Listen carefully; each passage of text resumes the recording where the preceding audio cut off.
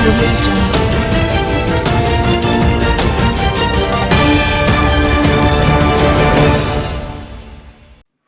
السلام علیکم، آپ دیکھ رہے ہیں کے نیوز چینل. خبر شامل کرتے ہیں اکاڑا سے. ہمارے نمائندے عمران خوشی کی رپورٹ کے مطابق اکاڑا یونیورسٹی میں انسداد بدعنوانی کے حوالے سے آگاہی سیمینار کا انعقاد کیا گیا.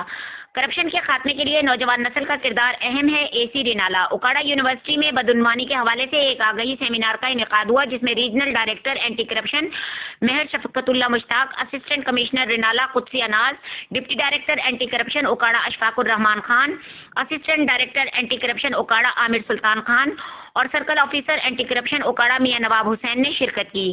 سیمینار کا انعقاد director student officer doctor Shoaib Saleem نے کیا. اس موقع پر additional registrar general Jamil Asim اور اس موقع پر resident officer doctor Shahzad Ahmad بھی موجود تھے.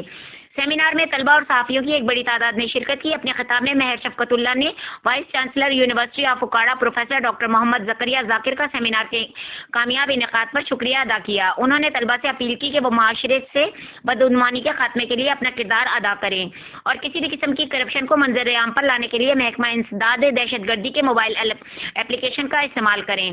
انہوں نے معاشرے میں شعور کی بیداری کے لیے علاقائی جامعات کے کردار کو بھی سراہا. ان کا کہنا تھا کہ اگر کسی بھی معاشرے میں آگاہی پھیلانی ہو تو وہاں یونیورسٹی قائم کر دی جائے، کیونکہ آگاہی اعلیٰ تعلیمی اداروں سے ہی جنم لیتی ہے.